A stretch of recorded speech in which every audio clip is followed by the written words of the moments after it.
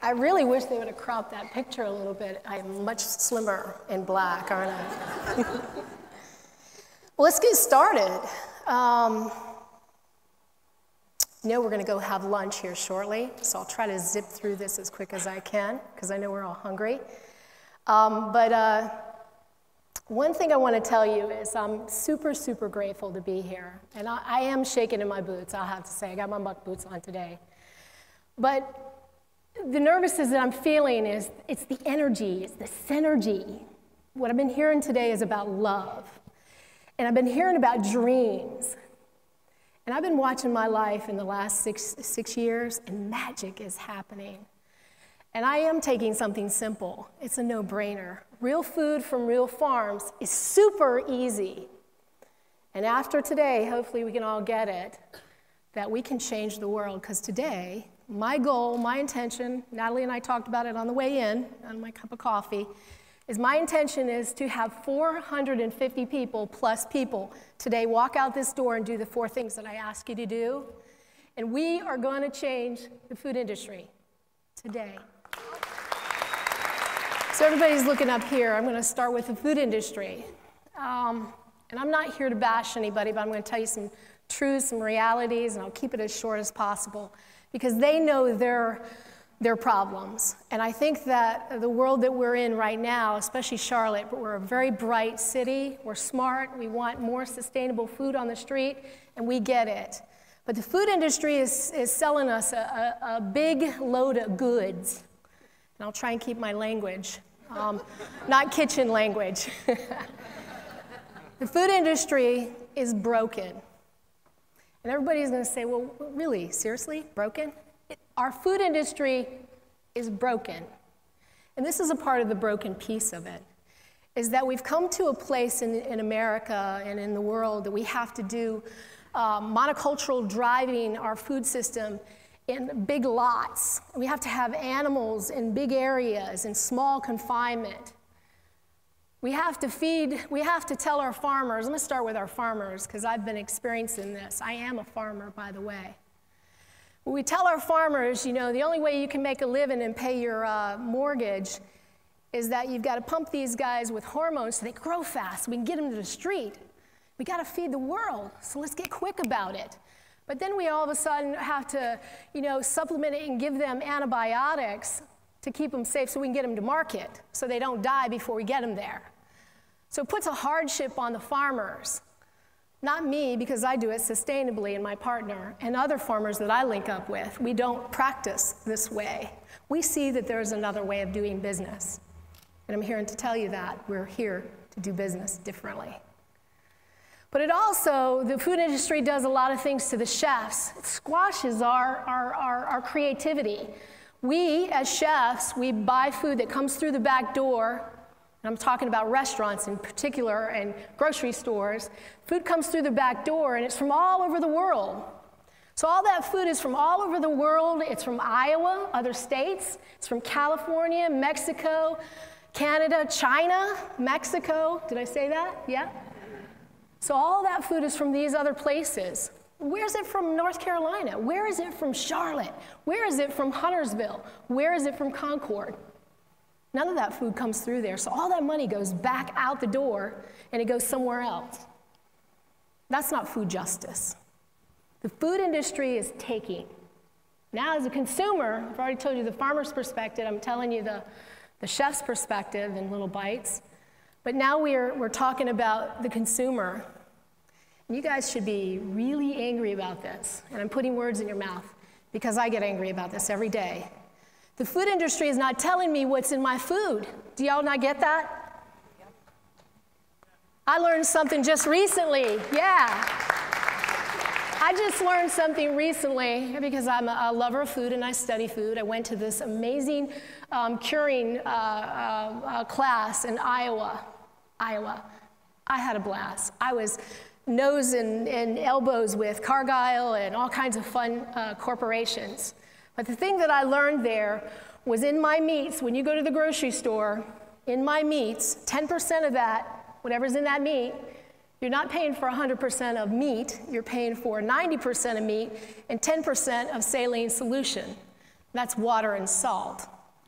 Now, I'm telling you, when you go to the grocery store, you're not paying for 100%. You're paying for 90%. So where's the cost factor? So as a consumer, man, that's ticking me off. So there's the food industry that we're talking about. And I'll let that go. Now, that is my love of my life, and then my farm. And those are our pigs, and thank God there's a little grass back there. But that's Natalie. And I'm going to tell you my story. My story started when I was 16, and actually I've been a lover of food all my life. I have been so fortunate. My mother is the world-leading cook in the world. I mean, this woman can make potato water taste amazing. I learned some great stuff from her. She's my little Polish girl. At 16, I took my first job at the Old World Cheese Shop, and the Old World Cheese Shop was in Bradenton, Florida. That's my hometown. And I was so excited. I was like, I'm super excited. I'm going to learn about cheeses from all over the world. And I'm going to, really take my palate as a 16-year-old to another level. And I was very, very excited about this. First hour I was there, I walked in, and the guy says, I want you to open these number 10 cans of cheese. And then I want you to microwave them. And I was horrified. I was like, well, first of all, I didn't know what a microwave was at the age of 16. And this was some 20 years ago. But he wanted me to open up cheese out of a can. And so I questioned it. And needless to say, less than an hour I was fired on my first job. And I cried and called my dad, and he came and picked me up. And I can assure you that didn't stop me. I progressed in the food industry because I love food. But as I was progressing in the food industry, that experience I had when I was 16, it didn't change. As a chef, I really wasn't becoming a chef. I was becoming a line cook. I was becoming a production cook. Because nobody wanted me to be creative. They just wanted me to open up a box. Remember we talked about the food industry earlier? They just wanted me to open up a box, pre-portioned, pre-frozen, do the same thing. Monoculture, go to every restaurant in Charlotte. By the way, there's 1,800 restaurants in Charlotte. And they're all feeding you the same food from the same big box as Taco Bell. Do y'all know that? Y'all know that. So I experienced this as I was growing in the culinary world. And finally, in my mid-30s, I got a job with a corporation that was a multi-billion-dollar industry that was Middle America. Needless to say, I was there for 2 years, and I did my best. But I could not stand the food that was coming through the back door, and that time I made a change. I had to make a change. When I got out of the industry, I started doing organic gardens, basically. I opened up a little company, and I grew organic gardens. And then before you knew, I did other things. And then before you knew it, Natalie and I were sitting down at a table with Jane Biggers, who's an amazing farmer from Yesterway Farms. And she was, at the time, about 71 years old, 200 acres, running it with her daughter. And they were farming cattle, chicken, pork. And on the weekends, Natalie and I would go and visit Jane, and we would work the farm. And basically, I was doing a mentorship with her. And I fell in love. I was just like, wow, this is amazing. The grass is green, it smells sweet.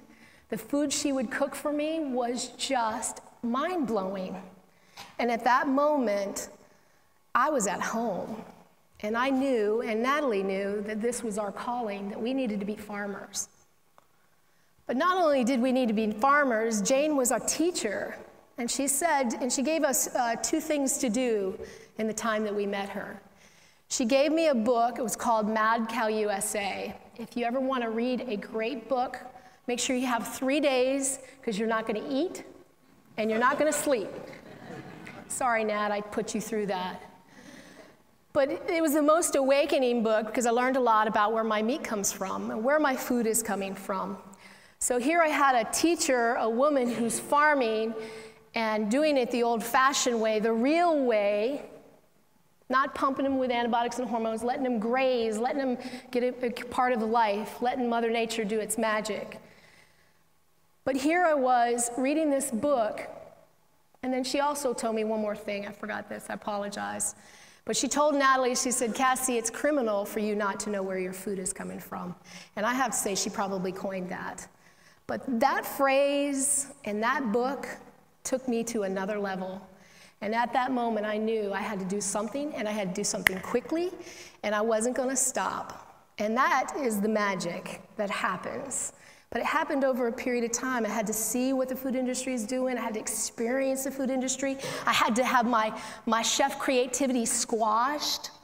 I had to have my rights as a consumer to not be able to have a choice, to know what's in my food. But I also, as a farmer, had to see how I was being put in a different category. Because when you're a small, sustainable farmer, I'm going to just tell you this, it's difficult.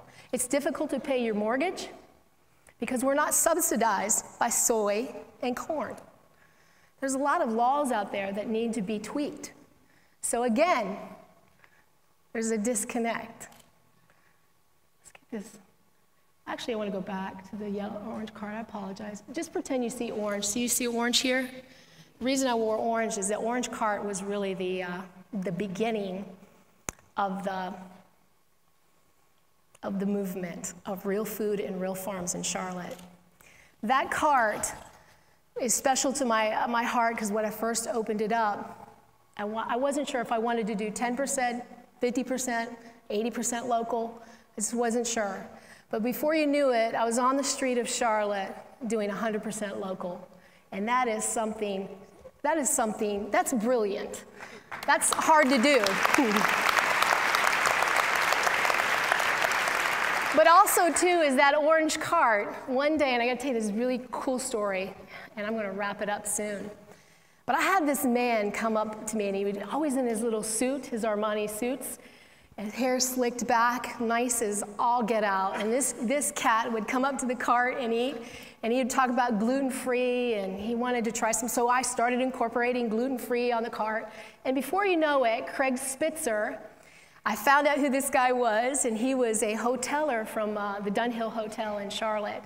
And he asked me, he kind of pitched this story. He says, if you could have a restaurant of whatever you wanted and wanted to do whatever you wanted to do, would you like to do it? And I was like, you mean you want me to dream about having a restaurant and what I get to look like?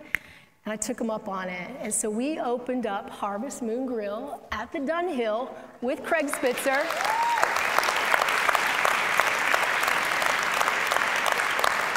At the worst time of the recession. So you want to talk about crazy? I'm super crazy. So is he, and so is Charlotte.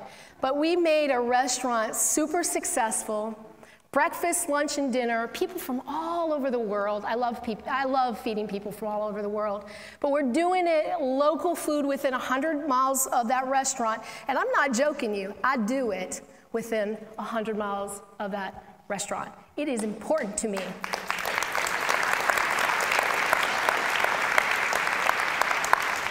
So the reason I'm here, and I'm super grateful to you and many other people, Candace, but to share my big idea, and my big idea is super, super big. Everybody thinks I'm crazy, and when I came up with this, they're just like, maybe you should, tweak it a little bit. No, I get to share this idea. My idea is to change the way the food industry is doing business. And I'm going to change the way that the food industry is doing business in Charlotte first. And then when I make it happen here, we're going to move to another city. But the way we do that is we work together as a team. And this is where the 450 people come in, is because if you think that I can change the food industry by myself, you're wrong. I can't. Don't think that I won't try. Because I do have another 20, 30 years of passion, and I'm not going to quit until it's changed. Because I want our city to be a plethora of prosperity. And I'm telling you, when trucks come up to my back door and drop food off, they're dropping money off in the city. Do you understand what I'm talking about? The money stay with us. And then we create teams of people that are all working in the same direction. We're about loving each other. We're about supporting each other. We're about feeding each other really good, clean food. Magic is happening, and I will change the way the industry does, but I need you to do 4 things. Are you guys ready? Super hard stuff, man. Okay, here we go. I know you're hungry. I am too. I'm hungry to change the way the food industry is doing business. The number one thing I need you to do, and guess what? Tomorrow's Saturday, and I know they're calling for snow, but who cares? You know why? The farmers are going to be there. I guarantee you the farmers are going to be there tomorrow. You see those hands? Do you see how they're cracked? They're weathered? That means Natalie's been standing at the farmer's market in Matthews on a very cold day. That's what it looks like. Go see the farmers tomorrow at the farmer's market. That's what I need you to do. If you don't go tomorrow, go next Saturday. Oh, guess what? There's farmers markets all over Charlotte. There's dozen of them. And I think there's Tuesdays, Wednesdays, Thursdays, Fridays. So there's no excuse. Go to a farmer's market and buy food from a farmer. Find out what their name is. Find out what kind of things they're growing. Get interested in food. These people are putting their life on the line for us. Every single day they wake up early, go to bed late. They're picking our vegetables late tonight or tomorrow morning for me to have fresh spinach, fresh lettuce, fresh turnips, fresh horseradish. Do you understand? Go support them. Get to know your community. There's no excuse. The second thing that I need you to do is start cooking at home. For God's sakes, put me on speed dial. I'll be your super chef. Cook at home. Magic happens when we cook at home. I made the most amazing lasagna last night. I was so proud of myself. And it was easy. And it was pretty much local except the noodles. I was being lazy. But it's possible to have fun and cook at home. Start cooking at home. The third thing I need us to do, and this is going to be an interesting thing to do, but I need you all to repeat after me. Can we do this after I tell you what to repeat? I'll count on 3. I'm getting there. I will not buy meat I don't know. Can we all say that? So hold on 3. 1, 2, 3. I will not buy meat I don't know. Guess what? Your ticket today just did that. So you've already did that. Now you get to do that again. Thank you, Candace, for having real meat on the menu today. We know where the chicken's from. It's from Balcomb's Farm. Small farm in Union County, no antibiotics and hormones, and it's super good. The pork on the menu is from Grateful Growers. They're a small, sustainable farm in Lincoln County. They have the best pork in the universe, okay? And it's clean food. It's not gonna hurt you. It's not pumped with antibiotics and hormones. Got it? Fourth thing I need you to do, super important. Ready? It's hard. Is go have conversation about food. Every time you go to a restaurant, talk about food. Where's that food from? Ask questions. Get engaged in your food. Knowledge is power. I mean, we know everything about our techno iPads and our phones, but we know nothing about our food. That is criminal. So I thank you all for letting me share my big idea. Now go eat my big idea.